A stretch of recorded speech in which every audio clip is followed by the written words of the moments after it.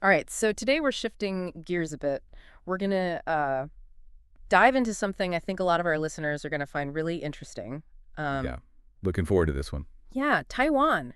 A lot of times you think about, I don't know, like the night markets and the street Yeah, food. absolutely. The food scene's incredible there. Yeah, but we're not focusing on the food today. We're going deeper. We're looking at Taiwan through the lens of its cycling culture.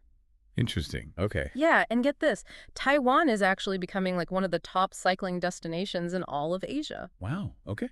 That's pretty impressive. Yeah, and for good reason. The island has this like incredible mix of like soaring mountains, rugged coastlines, and these really well-developed cycling routes. It's kind of a cyclist's paradise. Yeah. And our listeners are all about efficiency, right? Yeah, definitely. Always looking for those like key insights and that kind of thing. Exactly.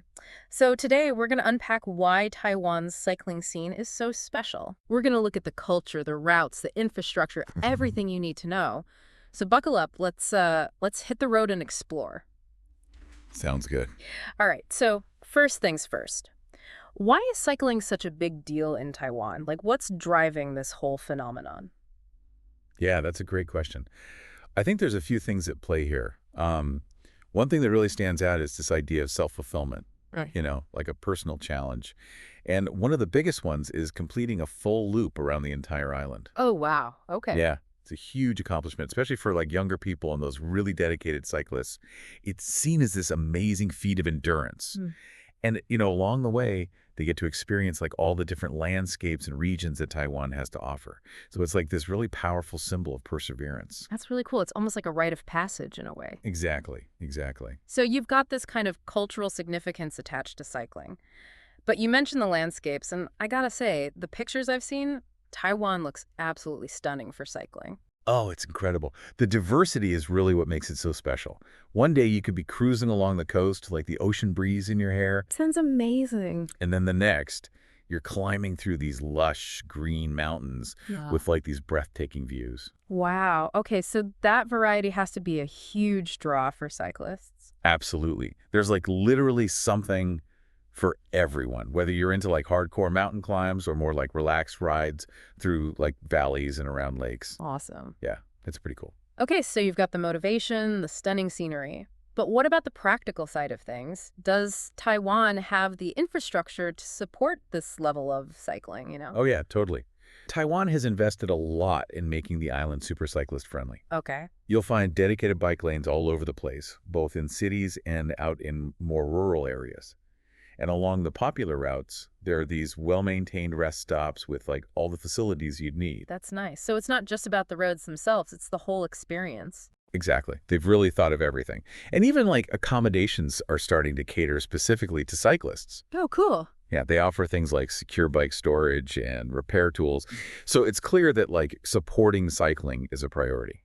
It makes a lot of sense. It seems like they're really trying to encourage both locals and visitors to get on their bikes. Definitely. Okay, so that's great for like long distance trips. But what about getting around cities? Is that easy to do by bike? Oh, super easy, especially with the YouBike system. YouBike.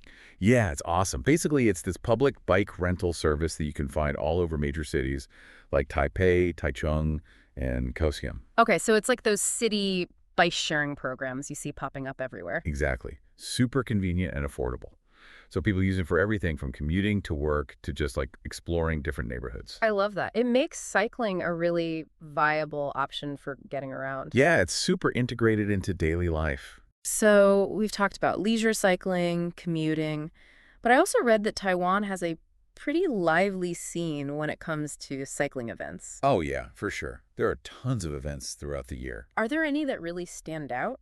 Well, if you're into hardcore climbing, the Taiwan Co-M Challenge is legendary. Cool.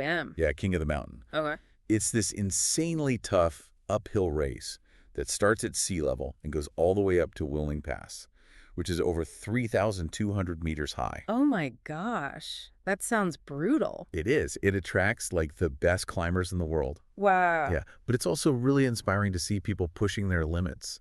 Absolutely. And then there are also like loads of charity rides and more local festivals centered around cycling. I love that. So it's not just about individual achievement, it's about community too. Exactly. And of course, all this cycling has to be good for health and wellness. So, For sure. yeah, I mean, in Taiwan, cycling is like a really common way for people to stay active. You'll see groups of friends and families out for rides on the weekends, enjoying the fresh air, getting some exercise. It's really part of their lifestyle. That's great. Yeah. Now, we can't talk about cycling in Taiwan without mentioning a certain brand, right? Giant Oh, bicycles. yeah, Giant. They're huge over there. What's their story? Well, Giant was actually founded in Taiwan back in 1972. Okay. And they've grown into like this global giant in the cycling industry. Everyone knows Giant bikes. Yeah, they're known for their quality. Exactly. High quality and innovation. Mm-hmm. And their success has really put Taiwan on the map as a cycling nation.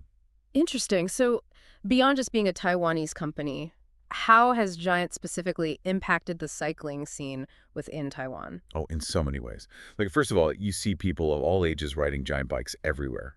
Yeah. For everything, commuting, leisure rides, even those epic island loops. Wow. Yeah, and they also have this massive network of Giant stores all over the island. Oh. And these aren't just shops, they're like community hubs for cyclists.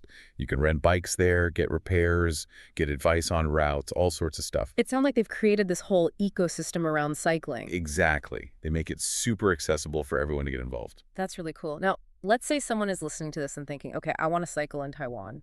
What are some routes they absolutely should not miss? Ooh, good question. If you want like the ultimate coastal experience, Yeah. you got to do the East Coast route.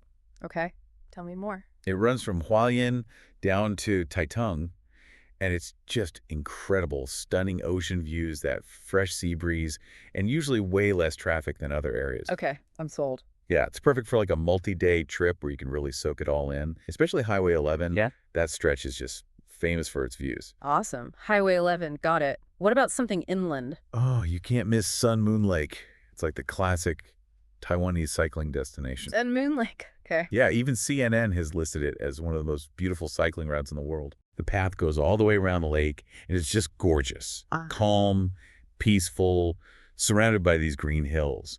And the terrain is pretty gentle, so it's good for a lot of different skill levels. Sounds perfect for a more relaxed ride. Yeah, definitely. Now, what if someone's staying in Taipei and doesn't have a ton of time for long trips? Are there options for them? Oh yeah, tons.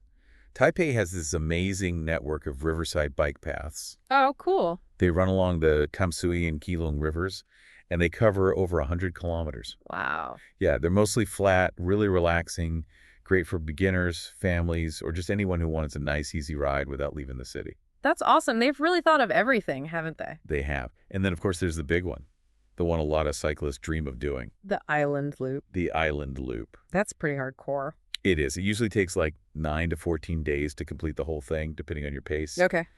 But it's the ultimate way to experience like all of Taiwan's diverse landscapes and culture. Wow. What an adventure. For sure. Okay, so let's say I'm convinced. I'm booking a trip to Taiwan. Are there any English phrases I should know to make my cycling experience a little smoother? Absolutely. Knowing some basics can be super helpful. Like start with, where can I rent a bike? Okay, makes sense. If you're planning overnight stays, is there a bike-friendly hotel nearby? That's a good one. Yeah, that's practical. While you're riding, you might need to ask, how far is the next rest stop? Good to know. And for logistics, can I bring my bike on the train? Could come in handy. Oh yeah, that's smart. Trains are a great way to get around. Exactly. And just in case, memorize this one. Hmm. My tire is flat. Where's the nearest repair shop? Hopefully I won't need that one, but good to know. Yeah, you never know. Okay, so we keep coming back to Giant. They really are a central part of this whole cycling story in Taiwan. Totally. And it's more than just making bikes, you know. In what way? Well, their commitment to quality and innovation has really earned them this global reputation. And that reflects back on Taiwan. You know, it strengthens their image as a cycling nation. That makes sense.